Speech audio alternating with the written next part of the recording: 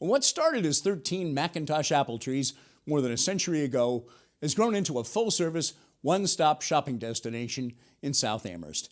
Atkins Farms Country Market is known for locally grown apples and produce, as well as its always friendly service. Producer Marla Zippay and videographer Marc Rhinehart stopped by to learn about Atkins Farms' history and what it's become today.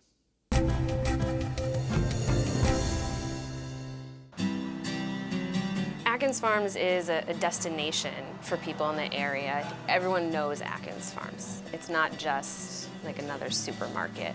It's kind of a mix of country market with a little modern edge to it now, I guess, since we've expanded and grown over the years. So many people are drawn to Atkins because of what we offer, a variety. The butcher shop is full service. We grind all of our meat here.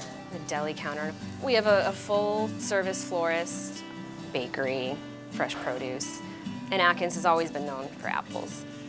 People love the atmosphere here. It gets really busy, it gets crazy. Everyone's always got a smile on their face, you know, happy. I started at Atkins in the Scarecrow workshop when I was 14 years old, and I never left. Just kind of a joke around here. If you do leave, we always say they'll be back. They always come back. I am Pauline Lannon, president and one of the owners of Atkins Farms. I've been in Atkins for 52 years. I started as secretary to Howard Atkins. He was a grandson of the founder, and he and I kind of grew the business over the years. I believe Atkins Farms is one of the oldest farms in the valley. It began in 1887 when George Atkins came to Amherst and put in a small orchard, of which there were 13 Macintosh apples, which was a new variety at that time, and it grew after that. So in 1949, Howard Atkins took over and expanded in different ways. One, he planted more varieties of apples to accommodate the customers' desires.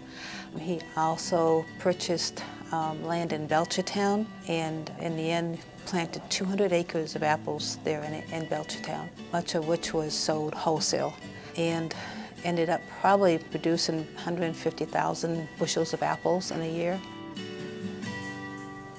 The store itself was built in 1963, and at that time it was what you'd consider a regular fruit stand. It was like a 40 by 50 foot building with overhead garage doors that they drove the tractors in at night. So we started with selling apples, adding produce. I remember peanut butter was one of the in things. So we had a peanut butter machine. I remember the bakery. That was huge, and it was such a different type of business from retail produce to making and baking things. 1995 was one of our big additions, and that's when we expanded and we renovated the whole store. And that was when the meat department came in, and that kind of put us in a different realm of a complete shopping stop.